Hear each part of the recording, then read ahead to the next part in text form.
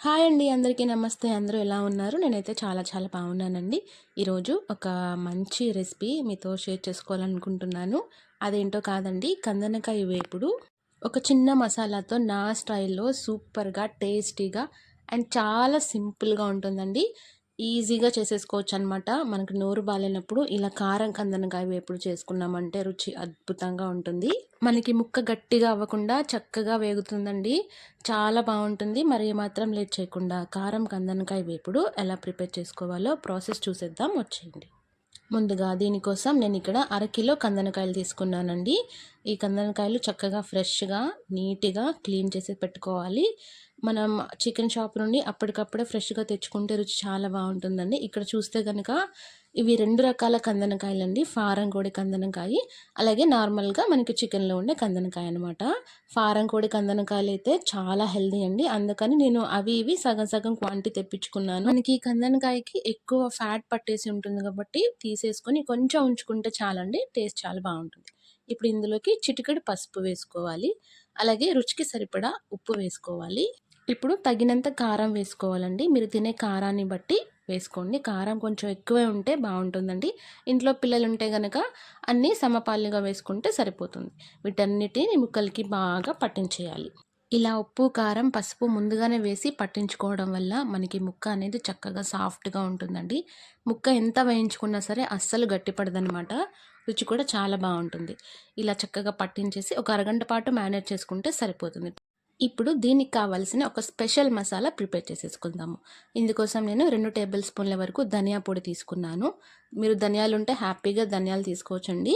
అలాగే ఒక జాపత్రి పువ్వు సగం తీసుకుంటే సరిపోతుందండి. 4 లవంగాలు, 2, 3 దాల్చిన చెక్క, ఓ టేబుల్ స్పూన్ వరకు జీలకర్ర, ఓ టేబుల్ స్పూన్ వరకు మిరియాలు, అలాగే 4, 5 యాలకులు తీసుకొని ఫైన్ పౌడర్ చేసేసుకోవాలండి. ఇక్కడ దోరగా వేగినప్పుడు మంచి స్మెల్ వస్తుందనమాట. ఆ స్మెల్ చూసుకొని స్టవ్ ఆఫ్ చేసుకొని మిక్సీ పట్టేసుకుంటే సరిపోతుంది. ఇలా మిక్సీ పట్టుకున్న పౌడర్ని పక్కన ఉంచుకోండి. ఇప్పుడు స్టవ్ మీద మందపాటి కడాయి పెట్టుకొని 2 లేదా 3 టేబుల్ స్పూన్ల వరకు ఆయిల్ వేసుకోవాలి. ఆయిల్ కాస్త వేడెక్కిన తర్వాత మనం మ్యారినేట్ చేసి పక్కన పెట్టుకున్న కందనకాయ ముక్కలు కూడా ఇందులో వేసేసుకోవాలండి. ఇందులో ఉల్లిపాయ తరుగు కానీ ఇలాంటివి ఏమీ అవసరం లేదండి. చక్కగా ప్లెయిన్‌గా ఇలా ఫ్రై చేసుకుంటే ఈ మసాలాతో టేస్ట్ అదిరిపోతుందనమాట. మ్యారినేట్ చేసుకున్న గిన్నెలోనే కొంచెం వాటర్ వేసుకొని అది కూడా ఇందులో వేసేయాలి. ఇప్పుడు ముక్కల్లో నుంచి మనకి చక్కగా నీరు ఊరుతుంది కదండీ! ఇది మొత్తం ముక్కలకి పట్టేసి ముక్క మెత్తబడి నీరంతా ఇంకిపోయి కాస్త వేగేంత వరకు ఇలా ఫ్రై చేసుకోవాలి. చూసారు కదండీ! మనకి నీరంతా చక్కగా ఇంకిపోయిందనమాట. ఇప్పుడు ఇందులోకి కాస్తంత కరివేపాకు వేసుకోవాలండి. ఈ స్టేజ్‌లో వేసుకున్నారంటే మంచి అరోమా వస్తుందనమాట ముక్కలకి పట్టేసి. మరి కాస్త మగ్గిన తర్వాత మనం గరిటెతో చక్కగా కదిలించేసుకోవాలి. చూడండి, నీరంతా చక్కగా ఇంకిపోయింది. కావలసినంత నూనె కూడా మనకి సరిపోయిందనమాట. ఒకసారి టేస్ట్ చూసుకొని ఉప్పు, కారాలు సరిపోకపోతే ఈ స్టేజ్‌లోనే కొంచెం అడ్జస్ట్ చేసుకుంటే సరిపోతుందండి. నాకు కొంచెం కారం పట్టాలనిపించింది కాబట్టి కొంచెం వేసుకున్నాను.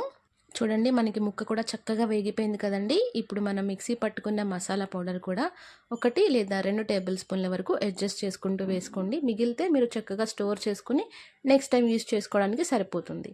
చివరిగా లాస్ట్‌లో 4, 5 పచ్చిమిర్చి చీలికలు కూడా వేసుకుంటే ఫ్లేవర్ చాలా చాలా బావుంటుందండి. ఇది మాత్రం అస్సలు స్కిప్ చేయకండి. మనం వేసుకున్న మసాలా పొడి అలాగే పచ్చిమిర్చి చీలికలు కూడా ఫ్లేవర్ మొత్తం పట్టేసి ముక్క చక్కగా వేగిపోతుందండి. ఒక 5 మినిట్స్ స్టవ్ మీద ఉంచుకుంటే సరిపోతుంది.